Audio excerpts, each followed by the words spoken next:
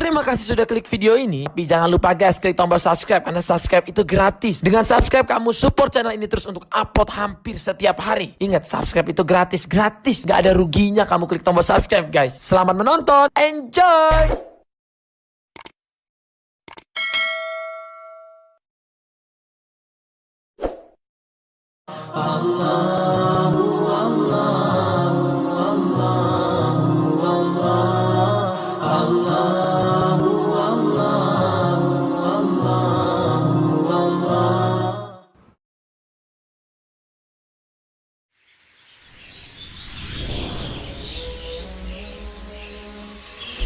Kisah Muslim, kisah penggugah jiwa.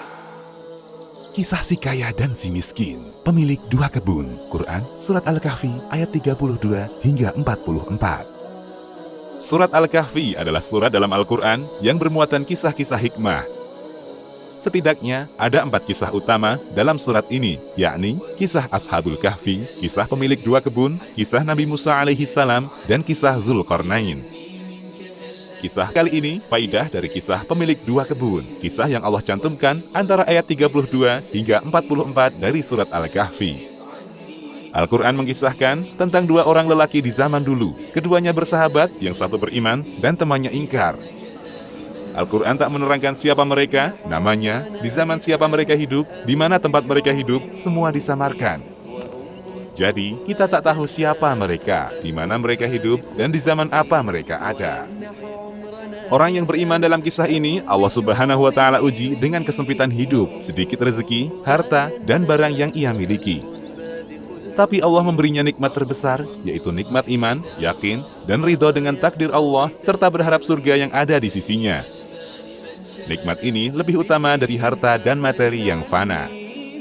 Temannya yang ingkar, Allah uji dengan kelapangan rezeki, kemudahan duniawi, dan Allah beri untuknya harta dan materi yang melimpah. Allah uji dia, apakah bersyukur atau malah kufur, apakah rendah hati atau malah menyombongkan diri. Allah mengaruniai yang ingkar dengan dua kebun. Al-Quran menyebutkan tentang dua kebunnya sebagai berikut. Kami jadikan bagi seorang di antara keduanya yang kafir 2 buah kebun anggur, dan kami kelilingi kedua kebun itu dengan pohon-pohon kurma, dan di antara kedua kebun itu kami buatkan ladang. Kedua buah kebun itu menghasilkan buahnya, dan kebun itu tiada kurang buahnya sedikit pun, dan kami alirkan sungai di celah-celah kedua kebun itu, dan dia mempunyai kekayaan besar. Quran, Surat Al-Kahfi, ayat 32 hingga 34. Si kafir dengan penataan kebun yang hebat ini, ia pun berbangga. Ia memiliki ilmu dalam mengatur dan memaksimalkan lahan. Ia mampu menggabungkan tanaman yang berbeda dengan susunan rapi, serta irigasi yang baik. Ditambah lagi, dengan perawatannya, ia bisa panen dengan maksimal. Ia pun masuk ke dalam kebun dengan congkak, padahal ia menzalimi dirinya sendiri. Ia ingkar dengan anugerah Rabb-Nya dan sombong pada orang lain. Maka ia berkata kepada kawannya yang mukmin ketika bercakap-cakap dengan dia, hartaku lebih banyak daripada hartamu, dan pengikut-pengikutku juga lebih kuat. Quran, Surat Al-Kahfi, ayat 34. Tak hanya itu, kenikmatan harta dan pengikut telah membuatnya lupa. Ia sangka miliknya itu kekal, padahal bagaimana bisa sesuatu yang fana menjadi abadi? Dan dia memasuki kebunnya sedang dia zalim terhadap dirinya sendiri. Ia berkata, aku kira kebun ini tidak akan binasa selama-lamanya. Dan aku tidak mengira hari kiamat itu akan datang. Dan jika sekiranya aku kembalikan kepada Tuhanku, pasti aku akan mendapat tempat kembali yang lebih baik daripada kebun-kebunku itu. Quran, Surat Al-Kahfi, ayat 35 hingga 36. Demikianlah perasaan seseorang ketika merasakan puncak kuasa dan kaya. Ia pongah, menyangka karunia harta adalah bukti Allah sayang padanya. Sehingga ia mengira di akhirat akan mendapatkan kedudukan yang serupa atau lebih baik lagi. Temannya yang beriman mengajaknya ingat kepada Allah, berusaha menyelamatkan sang teman yang merasa sudah terbang lupa daratan. Kawannya yang mukmin berkata kepadanya, sedang dia bercakap-cakap dengannya, apakah kamu kafir kepada Tuhan yang menciptakan kamu dari tanah, kemudian dari setetes air mani, lalu dia menjadikan kamu seorang laki-laki yang sempurna. Quran, Surat Al-Kahfi, ayat 37. Dan mengapa kamu tidak mengatakan waktu kamu memasuki kebunmu, Masya Allah, la quwata illa billah. Sungguh, atas kehendak Allah semua ini terwujud. Tiada kekuatan kecuali dengan pertolongan Allah. Sekiranya kamu anggap aku lebih sedikit darimu dalam hal harta dan keturunan. Maka mudah-mudahan Tuhanku akan memberi kepadaku kebun yang lebih baik daripada kebunmu ini, dan mudah-mudahan Dia mengirimkan ketentuan petir dari langit kepada kebunmu, hingga kebunmu itu menjadi tanah yang licin atau airnya menjadi surut ke dalam tanah. Maka sekali-kali kamu tidak dapat menemukannya lagi. Quran Surat Al-Kahfi ayat 39 hingga 41.